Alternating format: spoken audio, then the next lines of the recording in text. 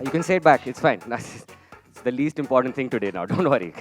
Work is over now. Thank you guys so much for having me, guys. Honestly, I really mean that because I'm sure it would have been cheaper if you just put like ChatGPT on the screen and said, "Tell me some jokes," right? So thank you from the bottom of my bank account. Thank you. so, so very nice of you guys. I've also been told no bad words, and don't worry, that's not a problem. I just want to make the point that the word bad is subjective. Like, what's a bad word for me might be different for you guys, right? Like, for me, bad words are good morning. I didn't want to wake up. Plant-based meat. Who asked for that? Like, and for you guys, bad word would be Randstag. Come on, guys. I did homework for that punchline. I know, you guys are in human resources. I'm not going to do those corny jokes, okay? I'm not doing any corny HR jokes. What you do, my granddad was in HR. What you do is important, okay? What you do, I don't know, but it's important nonetheless. You also have to understand something. Quick disclaimer. Stand up a lot of the time is saying the wrong thing. At the right time, that's the problem. Because you have to first say the wrong thing. Then you find out if your timing was right or wrong, right?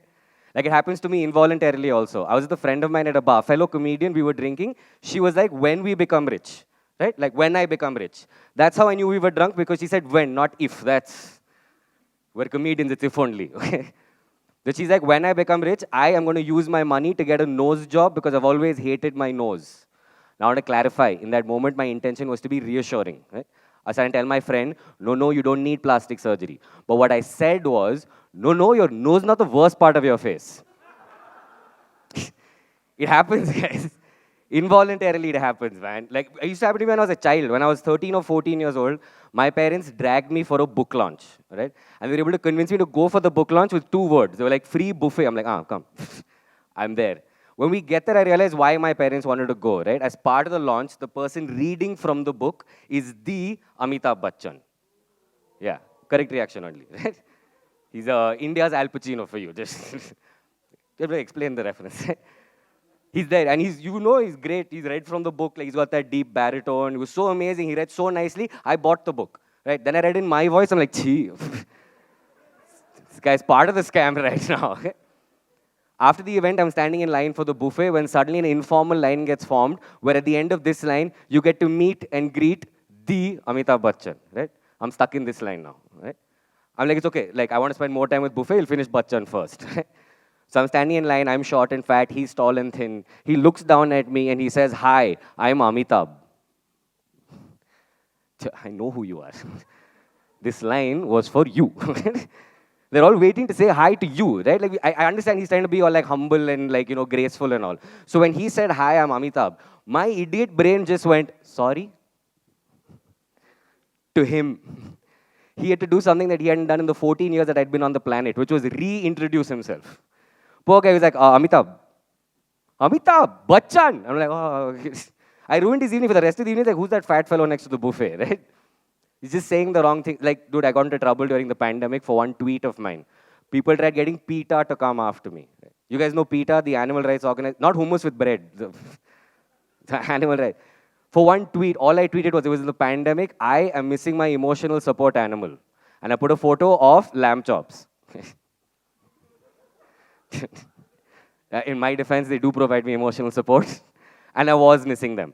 But for that tweet, people were like, hey, PETA, come after this guy. Then I also got confused, right? I was like, wait, what does PETA really stand for, right? Like prevention of eating tasty animals. Like, what? I warned you guys, dude, saying the wrong things. Right? I already have to say, this is one of the better corporate shows that I've done in my life, right? Like you guys, I'm going to tell you about how tough our life is. Let's see if you guys can come up with some workplace solutions, okay?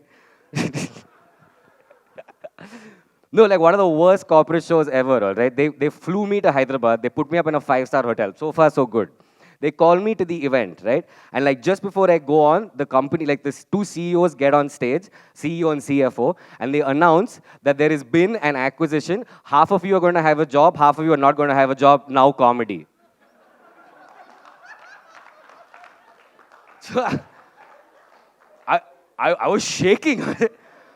I saw the crowd. The crowd, half of them don't know. No.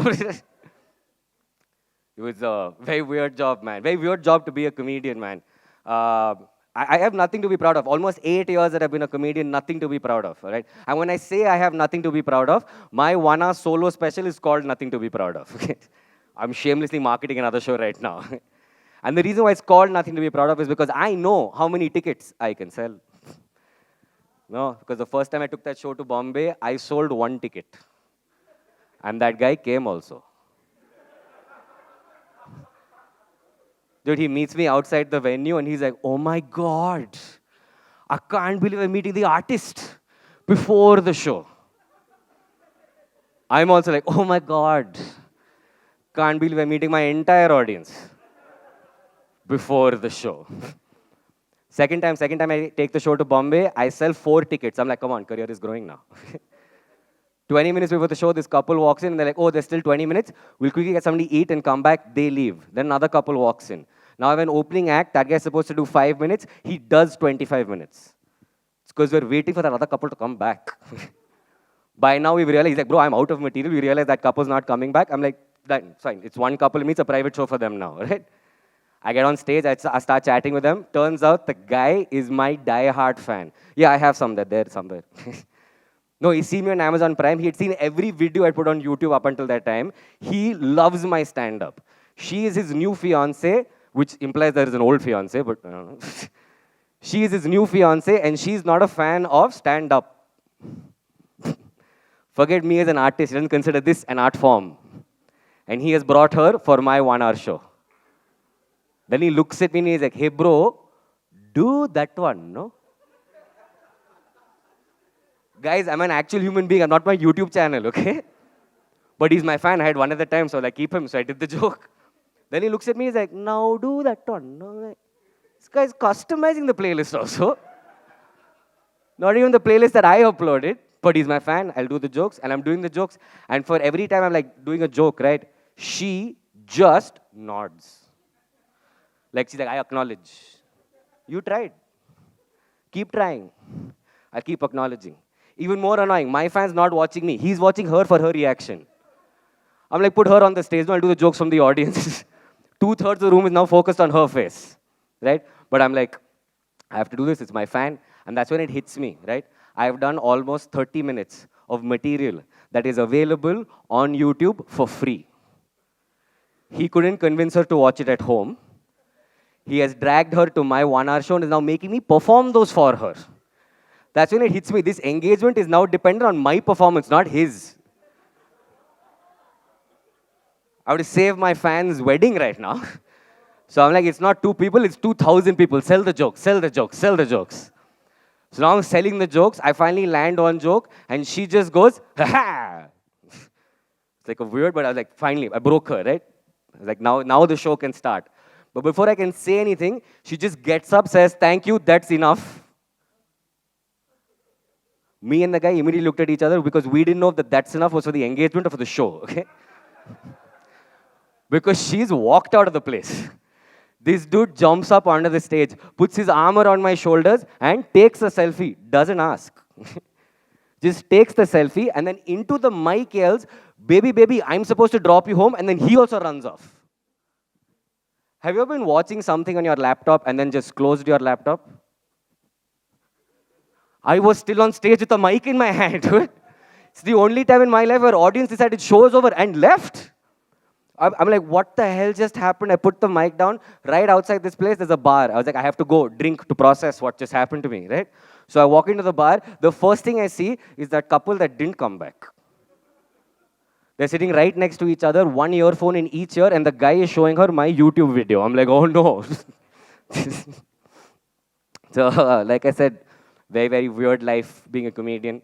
The problem with being a comedian, right, is when tragedy strikes, you're like, 7 minutes of material will come out of this. Like in the middle of the tragedy, you're like, 7 minutes. Like just before the pandemic, guys. Like this is the thing, okay? Like 2020 was a bad year for everybody. Can we all agree on that? Yeah. Here's my problem. It was bad for me already. Like before the pandemic, I had gotten robbed of all my money. Yeah, true story. Feb of 2020, 7 o'clock in the morning, I'm asleep in bed. I get a call from a number I don't have saved. Now, struggling comedian, when a call you don't have number like saved in your head, corporate shows. You take the call. Doesn't matter how hungover you are, you take that call. So I take the call. It's just this dude on the other line. He's like, where are you? So I said, I'm in bed. He's like, where is your bed? I'm like, who is this? What is your next question? What am I wearing? Like, what? Who are you? And he's like, oh, I'm so sorry. I am Gotham. I'm from your bank. Where are you? I said, I'm in bed. He's like, in Bangalore? I said, yes. He said, then I hate to be the one to inform you, but all the money in your bank account has been withdrawn from an ATM in Bombay. Can you just check to see that SMS has come showing the withdrawal? I'm like, what? I checked, sure enough, all my money withdrawn from. I'm like, how the hell did this happen? He's like, sir, great question. I'm like, stop, don't rate my question. Just answer it. He's like, sir, what I need to do right now, your card is with you, you didn't lose your card. I was like, no, my card's with me. He's like, then I need you to go to an ATM right now and get that balance slip. It'll prove your card's with you, it'll prove that you're in Bangalore. So I'm like, okay, so I walk to the closest ATM. I won't say the name of my bank. But some people confuse them for the Hyderabad district football champions. It's not a quiz contest, don't yell it out, okay? So I go to the ATM, I get the balance slip, sure enough, all my money, okay? Okay, I'm not going to reveal how much money I had, okay? Because for some people, that's a lot of money. And some people, when I've told them the amount, they've gone, that's all you had, shut up, okay? It's the principle. What? No commas, shut up, okay? It's the principle. Okay, not all my money, they have me 129 rupees, okay? No, because they knew 1/4 roll mark and one small thumbs up he'll need to process what's just happened to him. So I'm walking back from the bank, from the ATM, Gotham calls me again. He's like, sir, I saw you got the balance slip. I was like, yeah, all my money. How the hell did this happen? He's like, sir, you live in Bangalore, the Silicon Valley of India. You must know that there is a device out there that as you're doing a card transaction, it captures the details of the card and the PIN number you type in. They make dummy cards, they hit in ATM and they withdraw all the cash. You must know. I'm like, when you gave me the card, you never mentioned this device exists. I'm like, I don't care, give me my money back. He's like, look, for that, you have to go file an FIR. I said, no, I don't understand why I have to file an FIR, right? Like, I didn't lose my card. The way I see it, that cash that was stolen from that ATM, that is your money. You have insurance for that. My money is numbers in a computer. You type it back in. So one clap. Okay, we'll do it collectively next time. Okay. He's like, sir, great point. I'm like, stop rating what I'm saying.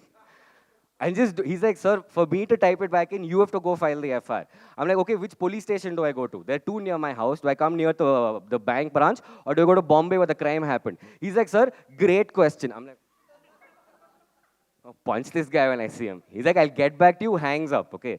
3 days later, he calls me up and he's like, sir, go to the main cybercrime branch. No, like I'm the idiot in this scenario, okay. So I go, the main cybercrime branch of Bangalore is 16 kilometers from my house. How I made that journey, don't ask, I already finished the old monk, okay? So I go all the way, I walk in, cop sees me, he's like, what do you want? I'm like, I'm here to file a complaint. He's like, hey, this is the main cybercrime branch of Bangalore, the Silicon Valley of India. We don't take the complaints. We handle investigations. You go where you have to go. So I go to the police station near my bank, they're like, obviously not us. Go to the one near my house, they're like, obviously the other one. Go to the third police station, they're like, there's a brand new just cybercrime division that's opened just for complaints in Whitefield. Make this journey now. So I come all the way, there's like a line. There are more like 30 people standing in line to file a complaint. More than half of them, some OLX fraud. Like there was an auntie carrying a toaster with one eyebrow. It's just like... At one point, a cop came out and said, oh, hey, OLX, separate line. Just whoosh, like Moses. Now, see, here's the thing. I don't speak Kannada, right? So I got my police complaint typed up on my friend's law firm's letterhead, just to be on the safe side, right? So I hand my police complaint to the cop. Cop looks at it and he's like, if only everybody gave police complaints like this. It is perfect. I'm like, thank God. He's like, but there's something missing. I'm like, naturally. What is missing? He's like, I don't know if you guys know this, but when you're filing an FIR in this country, you have to mention your caste. Yeah. Same reaction. Like, why is the caste of a victim of cybercrime relevant information, right? Cop looks at me like, sir, great question, right? So I wrote upper because you can write anything, okay?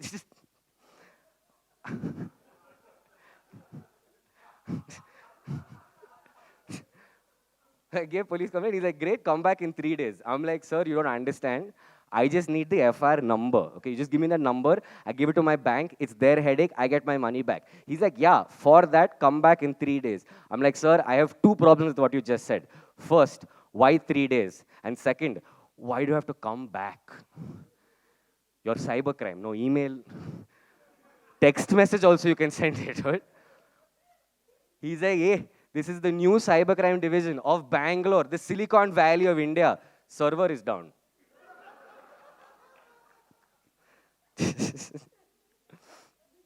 uh, it's crazy, man. They mentioned it like way before I started stand-up, I used to be a lawyer. And correct reaction only. Oh my God. No, and I knew that my legal career was doomed from the starting. Like, from the get-go. Like, don't get me wrong, I got a great job with a senior advocate at the Madras High Court. Great boss also. Loved working for that man. Please don't get me wrong. But the same week that he hired me, he also adopted a stray puppy. And I couldn't help but feel that we were both being domesticated simultaneously.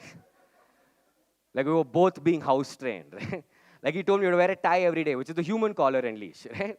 Like, one day by mistake, I got taken for a walk. It happened. With the dog and me, same games. Fetch for the dog, stick for me, files. I'm running around court, right? One guy's timing also like, wow, he's getting faster. I'm like,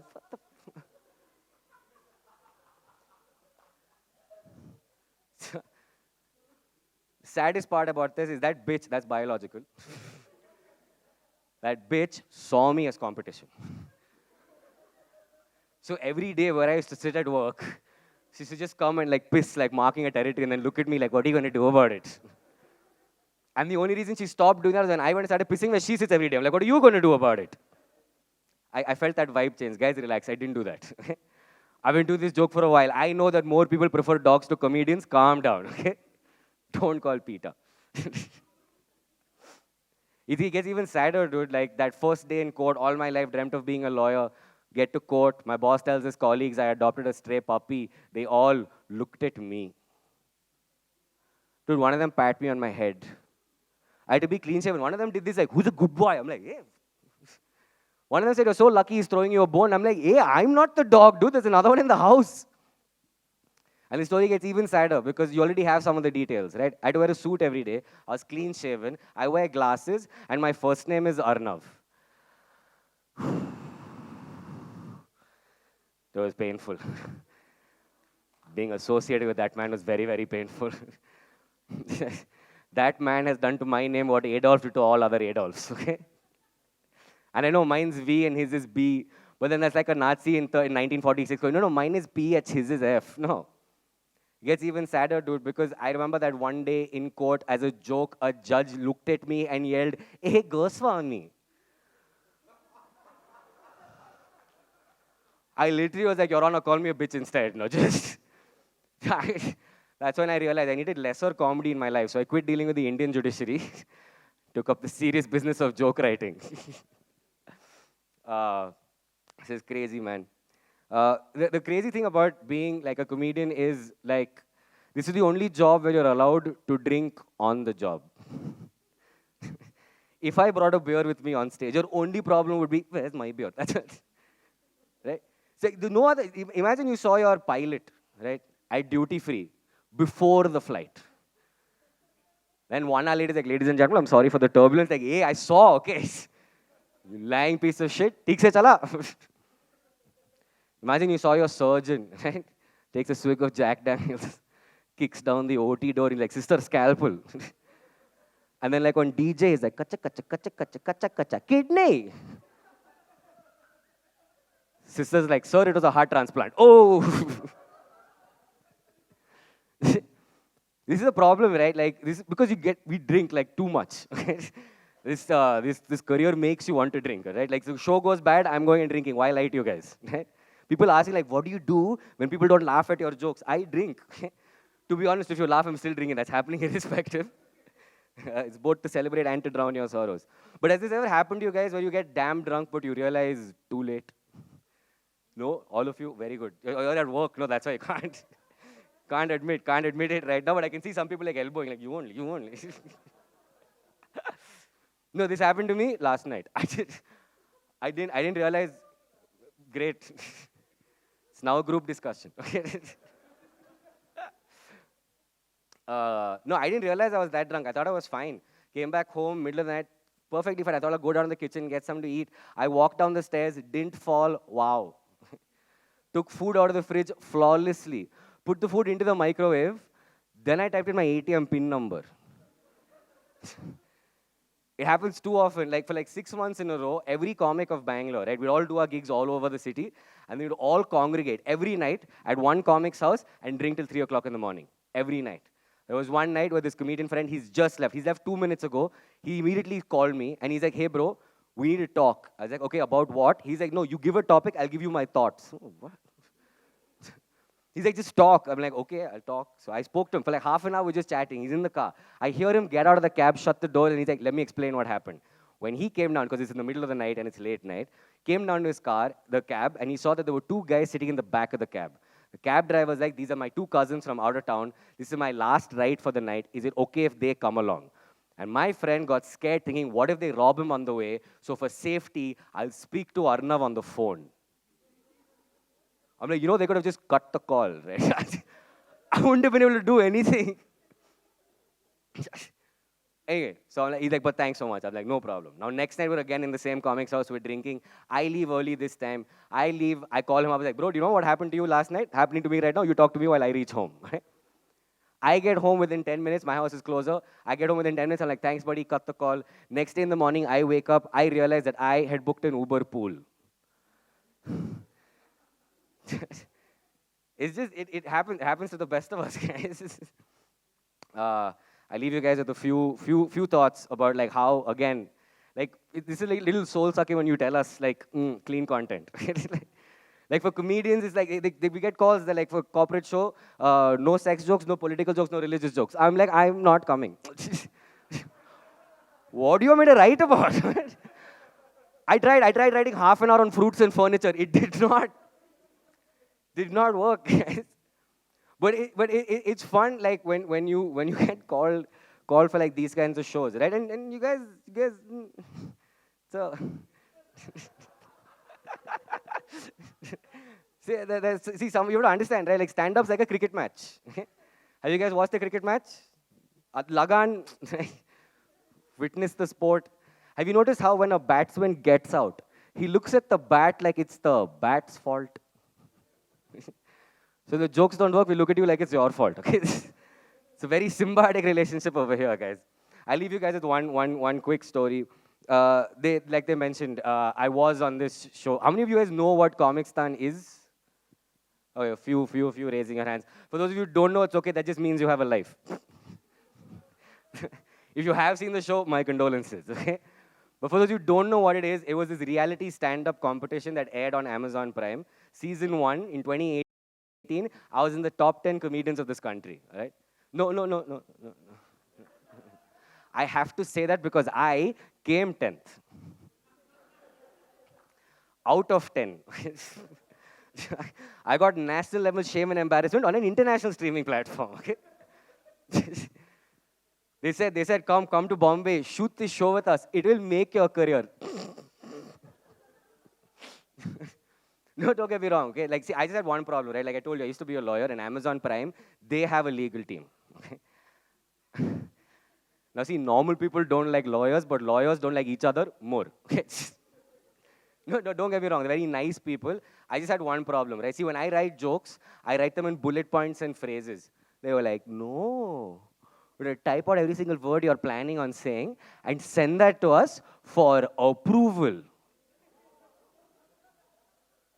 You don't do that with comedians, right? I found that irritating, so I kept throwing in Netflix jokes. Not even jokes, just randomly in the middle of a set, Netflix is best. In caps, bold, italics, and underline. Don't miss it. So Amazon's lawyer has to circle that. Comes Daniel to saying, "Arnav, you can't say that." I'm like, "Why?" He's like, "Because it's on Amazon Prime." I'm like, "Yeah, but Netflix is best." No. Amazon's lawyer is getting irritated. He's like, "No, you are going to be on Amazon Prime. How can you say Netflix is best?" I'm like, "Netflix is best because I am not there." I'm self-aware like that. So one person is like, "Yeah, a little too self-aware actually." It's crazy, man. But like, this is what I'm going to end on because you guys should know this, right? Like I told you, it's saying the wrong things. Like growing up, my grandfather was a war hero, guys. Yeah. In the 62 war, he fought for this country. In the 71 war, he fought for this country. In the 62 war against China, he lost his eye, okay? He doesn't like to say, "I lost my eye." He likes to say, "I gave my eye for the nation." He'll just say that because the nation gives him a higher pension for it, okay? So, it's a shameless old man, okay? He's 97 now. He's still alive with one eye. He's 97. Growing up when I was a kid, I asked him, what's the worst part of having only one eye? And he said, nobody realizes when I wink. Then he blinked, okay? Here's what I've realized, right? This is what, I don't know if you guys know the rules of the army pension, but since you're in HR, you should know this. The army pension rules are if you cross the age of 90, you get half the serving salary of the rank you retired as, right? If you hit 100, you get the full serving salary of the rank that you retired at. That's why he's not dying. He's waiting, I'm going to get that full salary at 100. I'm like, hey, he's a shameless old man, dude.